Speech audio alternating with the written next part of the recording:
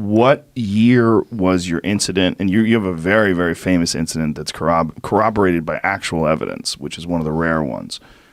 What year was it, and where did it take place? So it was 2004, November 14th. It's really, if you draw San Diego to Ensenada, Mexico, we're about 60 miles off the coast in between the two. We're doing workups, so when we get ready to deploy, this was for the 2005 deployment. We were going at sea for November and December of 2004. So we had been out. I had just taken over the squadron mid-October, so I'd been the CO for a month. So we go out and we're putting the battle group pieces together. So it's not just the air wing, but we're on the carrier. We've got the cruiser. We've got all the support ships out there, and we're going to integrate all the defenses and train as one unit. So the exercise that we're going to do is an air defense exercise where there's good guys, bad guys. They're all from the air wing. So the bad guys today are going to be the Marines, VFA-42, the Red Devils.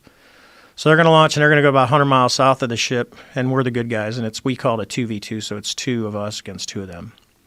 And we're going to work with the USS Princeton, which is going to be the controller, and they're going to control the blue forces, and then the red guys are going to give us a presentation that they're going to try and intercept so we can stop them from getting up towards a carrier. So that's kind of the training set that we're all good. So the Marines take off first, and they start heading to the south. Now, we have no idea that for 2 weeks, the 2 weeks we've been at sea, they've been tracking these things coming out of the sky. And when I talked to the Princeton controller, he's like up to about a dozen of them. They would come down from above 80,000 feet. They'd drop down to about 20,000 feet. They'd hang out, and then they'd go straight back up after about 3 or 4 hours. Now, when you say they've been tracking them, who specifically? This is the USS. The Princeton was tracking them. They saw them on the Nimitz radar, and the E2 could see them. Because they're out there, that radar's on all the time. And the Spy 1 system on an Aegis cruiser is, the state-of-the-art. It's probably one of the most sophisticated systems in the world. So typically when something like this happens and there is some unexplained phenomenon, what do they do? In this case, if we were in a threat environment, they would tell us. But we're off the coast of San Diego. It doesn't come to the air wing. So we have no idea that these things are out there at all. So they observe these things, and they never bothered telling any of you guys. That's correct.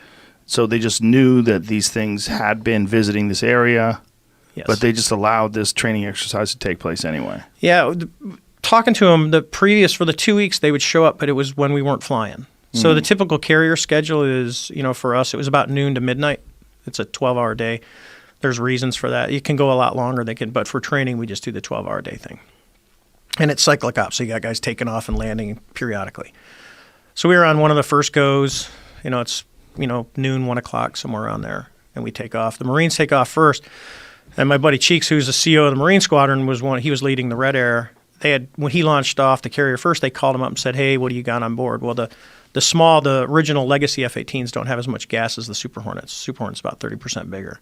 So they start talking to him about fuel, and based on how long we're going to be airborne and everything else, they go, "Hey, why don't you just go ahead and proceed to your cap point?" Because we had just taken off. And that's when the controller had come up and said, "Hey," I forget our call sign. It's probably like dealer was usually what we went. So that'd be like dealer 1-1. This is Princeton Control. What do you got? Say your loadout. And I kind of chuckled. I said, well, I got a CATM 9, which is basically just a blue metal tube with a seeker head for an AIM-9 IR missile. It's a training. It doesn't come off the airplane. You can beat it with a sledgehammer. That's the only way you're going to get it off, or you got to unlock the lugs with a key.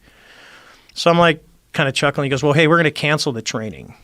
So we're like, okay.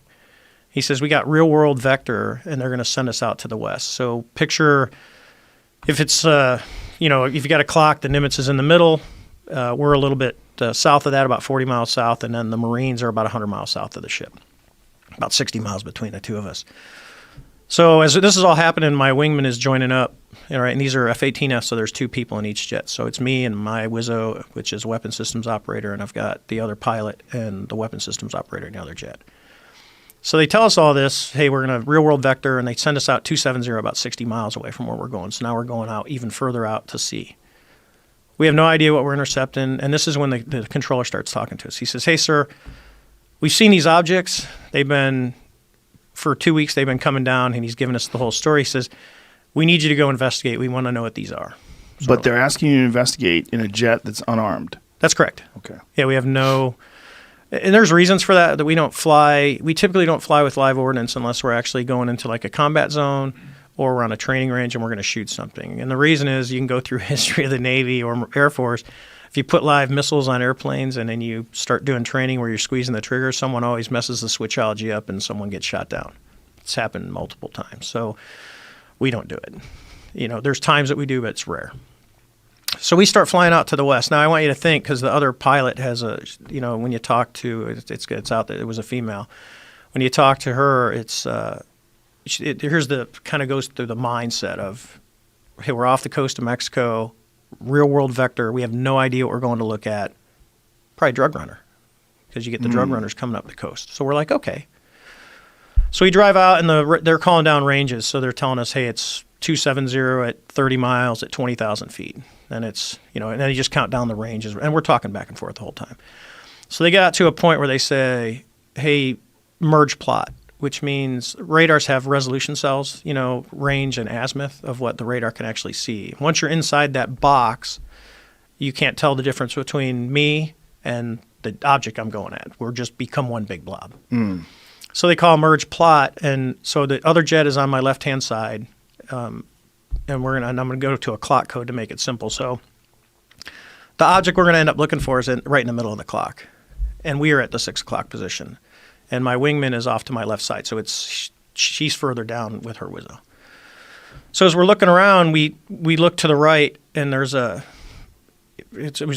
was a perfect example out here. The water is perfectly calm, no white caps. I mean, it's literally a perfect San Diego, California day. And we see whitewater, something like if you see a seamount, rock underwater when you're standing on the shore and the waves are breaking over it, and you're like, what is that?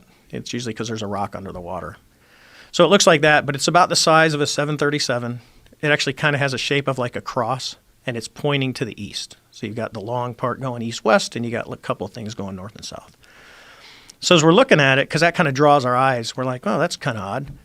We look down, and the Wizzo in the other airplane comes up and says, hey, skipper, do you? And that's about what he gets out of his mouth. And I'm kind of looking at the same thing. I go, dude, do you see that? What is that thing?